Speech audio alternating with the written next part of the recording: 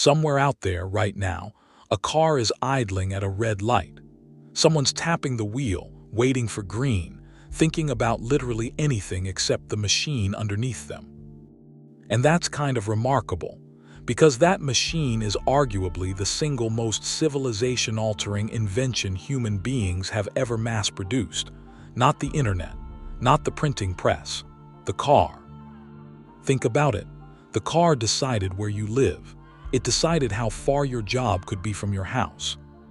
It decided the shape of your city, the width of your roads, the layout of your suburbs, even the rhythm of your week. Before the automobile, most human beings lived and died within a few miles of where they were born. The car broke that. It gave ordinary people something kings barely had a few centuries earlier: the freedom to just go. So today we're tracing that story from the very beginning, from horses and steam boilers all the way to cars that drive themselves. And by the end, you'll understand why this isn't really a story about machines. It's a story about how humanity redesigned its own freedom of movement, one invention at a time.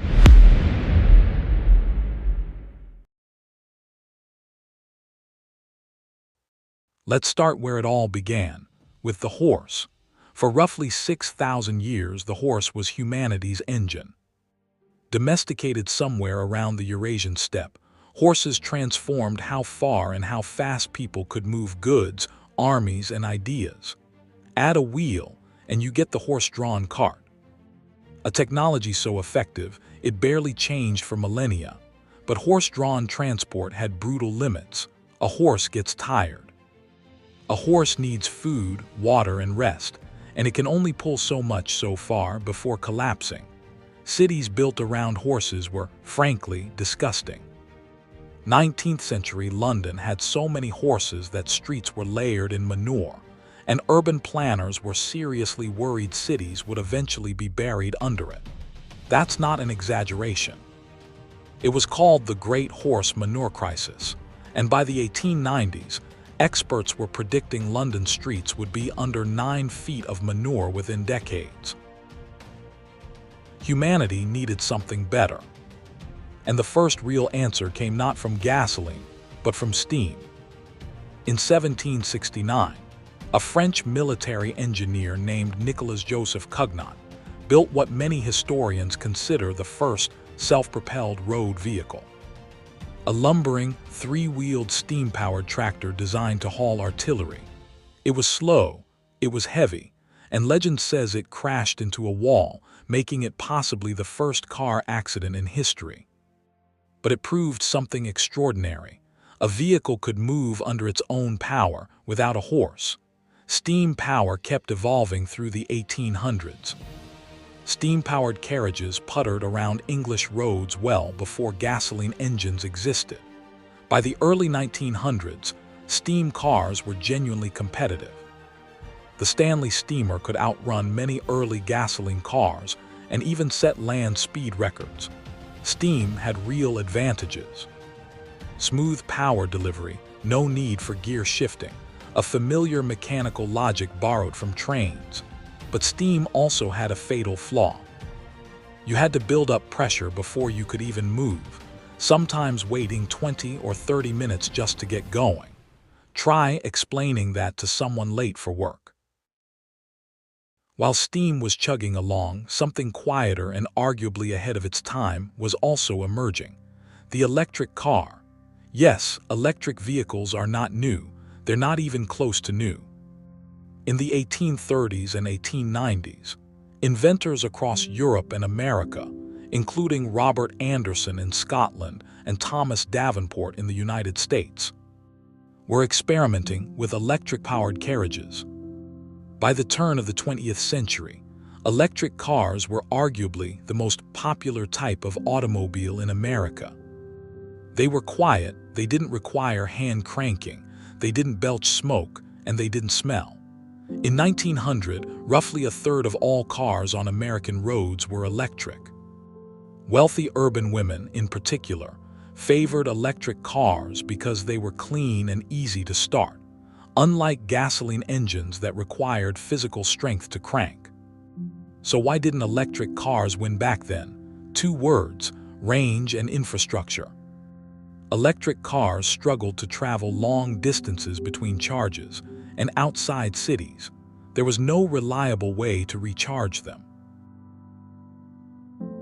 Meanwhile, a competing technology was about to solve the range problem in a way nothing else could: the internal combustion engine, running on gasoline. In 1885 and 1886, in Mannheim, Germany, engineer Karl Benz built what's widely credited as the first true automobile. The Benz Patent-Motorwagen, a three-wheeled vehicle powered by a single-cylinder internal combustion engine. Around the same time, fellow German engineers Gottlieb Daimler and Wilhelm Maybach were developing their own gasoline engines, mounting one onto a stagecoach and creating the first four-wheeled gasoline automobile. Gasoline had one massive advantage over steam and electricity: energy density. A tank of gasoline packed enormous amounts of usable energy into a small, refillable container, and unlike electric batteries, it could be refueled in minutes rather than hours. Bertha Benz, Karl Benz's wife, deserves her own moment here. In 1888, without telling her husband, she took his prototype car and drove it over 60 miles from Mannheim to Pforzheim to visit her mother, becoming the first person to complete a long-distance automobile journey. Along the way, she solved practical problems on the fly, using a hatpin to clear a clogged fuel line and asking a pharmacy for cleaning fluid that doubled as fuel. Her journey wasn't just a road trip. It was proof that this new machine could actually go the distance, and it directly boosted public confidence in the automobile. Still, by the early 1900s, gasoline cars remained expensive, unreliable, and largely a plaything of the wealthy. What the automobile desperately needed wasn't a better engine. It needed a way to reach everyone else. That brings us to Detroit, and to a man named Henry Ford. In 1908, Ford introduced the Model T, a car engineered to be simple, sturdy, and repairable by ordinary people with ordinary tools. It wasn't the first car, and it wasn't even the most advanced car of its era. But it was designed with an entirely different philosophy: build one solid design and figure out how to make it affordable for the average family. When it launched, the Model T cost around $850. That was still a lot of money, but nowhere near the price of a hand-built luxury automobile. The real revolution, though, wasn't the car itself. It was how Ford decided to build it. In 1913, Ford introduced the moving assembly line at his Highland Park plant. Instead of skilled workers building an entire car from start to finish, each worker performed one specific task as the vehicle moved past them on a conveyor system. It sounds almost too simple to matter, but the impact was staggering. Before the assembly line, building a single Model T took roughly 12 hours of labor. After the assembly line, that dropped to about 90 minutes. As efficiency soared, the price of the Model T kept falling, eventually dropping below $300 by the 1920s. Cheap enough that Ford's own factory workers could afford to buy the very cars they were building. This is the part people often miss. Ford also famously paid his workers $5 a day in 1914, roughly double the standard factory wage at the time. It wasn't pure generosity. Turnover on the exhausting assembly line was brutal, and Ford needed to keep workers around. But the side effect was enormous. Higher wages meant workers could actually afford consumer goods, including cars, which helped fuel the growth of a new American middle class built partly around automobile ownership. By 1927, over 15 million Model Ts had been sold. Mass production didn't just make cars affordable. It created an entirely new economic model, one that would later be copied across nearly every manufacturing industry on Earth, from radios to refrigerators. The automobile industry became a blueprint for modern capitalism itself. But now millions of Americans owned cars, and there was a problem nobody had fully solved. Where exactly were they supposed to drive them? Early 20th century roads were, generously speaking, awful. Many were unpaved dirt tracks, originally designed for horses and wagons, that turned to mud in the rain and dust in the summer. Driving between cities could mean navigating a patchwork of poorly marked, inconsistent roads that varied wildly from state to state, county to county. The turning point came after World War II, when President Dwight D. Eisenhower championed the Federal Aid Highway Act of 1956, creating the interstate highway system. Eisenhower had personally experienced the value of good roads during a grueling 1919 military convoy across the country that took 2 months, and later saw Germany's Autobahn network during the war. The result in America was one of the largest public works projects in human history. Over 41,000 miles of interconnected highway, engineered for speed, safety, and long-distance travel. Highways didn't just connect cities, they reshaped where people chose to live entirely. Suburbs exploded outward from urban centers because, for the first time, you could live 20 or 30 miles from your job and still get there in a reasonable amount of time. Shopping malls, drive-through restaurants, roadside motels, and entire industries sprang up specifically to serve car-based travel. The American landscape, sprawling, decentralized, built around the car rather than the sidewalk, was fundamentally engineered by this single piece of legislation. Similar highway revolutions followed across Europe, Japan, and eventually much of the world. As roads improved, so did the cars driving on them. The mid to late 20th century became an era of rapid mechanical refinement. Automatic transmissions replaced manual gear shifting for most drivers. Power steering and power brakes made cars easier to control. Seatbelts and later airbags transformed automobile safety after decades of preventable deaths. Fuel injection systems replaced messy carburetors. Onboard computers began managing engine performance with a precision no human mechanic could match by hand. The 1970s brought a jolt that forced the industry to rethink everything: the oil crisis. When fuel prices spiked and gasoline shortages hit, automakers were suddenly under enormous pressure to build smaller, more fuel-efficient vehicles. Japanese manufacturers like Toyota and Honda surged in popularity precisely because they're compact. Efficient cars were better suited to this new reality than the enormous gas-guzzling American vehicles of previous decades. Fuel economy stopped being a footnote and became one of the most important factors in automotive design. That growing obsession with efficiency eventually led back to an old idea, updated for a new century: combining gasoline with electricity. In 1997, Toyota released the Prius in Japan, the first mass-produced hybrid electric vehicle. A hybrid car uses both a gasoline engine and an electric motor, intelligently switching between them, or blending both, to maximize efficiency. At low speeds, the electric motor can do the work alone silently. At higher speeds, or when extra power is needed, the gasoline engine kicks in. Braking even generates electricity through regenerative braking, capturing energy that would otherwise be wasted as heat. The Prius became a genuine cultural phenomenon, and by the mid-2000s, hybrid vehicles were mainstream, offered by nearly every major automaker on Earth. Hybrids were a bridge technology, and everyone in the industry more or less knew it. The real destination, the one people had actually wanted back in 1900, before gasoline won that early battle, was a fully electric car with real range. It just needed better batteries.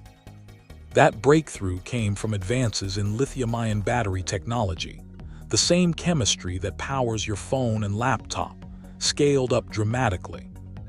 In 2008, a relatively unknown company called Tesla released the Roadster, proving that an electric car could be genuinely fast, genuinely desirable, and not just a compromise for environmentally conscious commuters.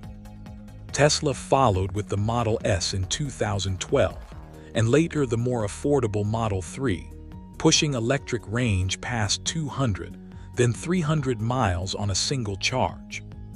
Suddenly, the range anxiety that killed electric cars over a century earlier was becoming solvable. Traditional automakers took notice, some slowly and some aggressively. Nissan had already released the Leaf in 2010, one of the first mass-market electric vehicles from a legacy manufacturer. Chevrolet, Ford, Volkswagen, Hyundai, and eventually nearly every major car company began pouring billions into electric vehicle development. Governments around the world started setting deadlines to phase out new gasoline car sales entirely. In countries like Norway, the UK, and parts of the European Union. Charging infrastructure, the exact problem that doomed electric cars in 1900, became a massive area of investment. Fast chargers, home charging systems, and expanding public charging networks designed to make electric ownership as convenient as filling up a gas tank once was. And now we've arrived at the frontier automakers are racing toward next, a car that doesn't need a driver at all. Autonomous vehicle technology relies on a combination of cameras, radar, sometimes LiDAR sensors, and increasingly sophisticated artificial intelligence to interpret the road in real time.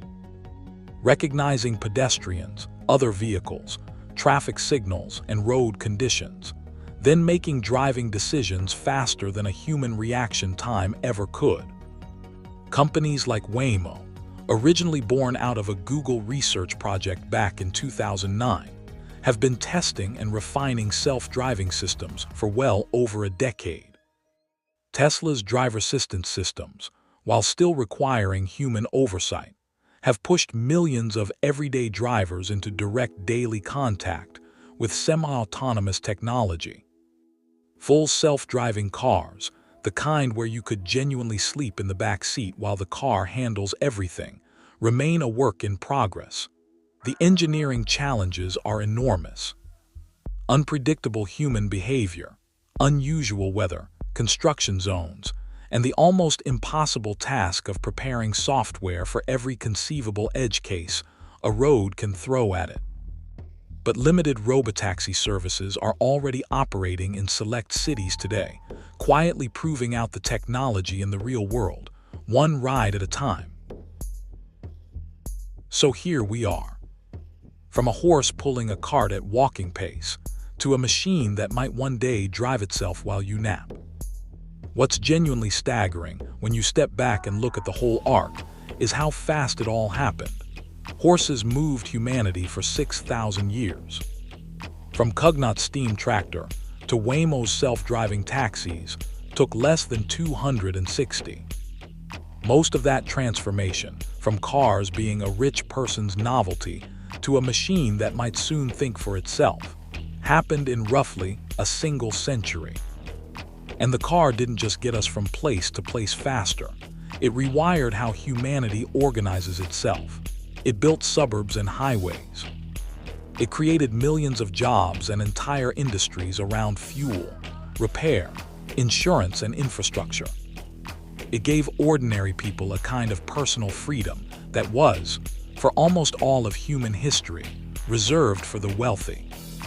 And now it's forcing us to rethink energy, pollution, urban design, and even what driving means at all. The next chapter of this story is still being written, quite literally, in labs and factories right now.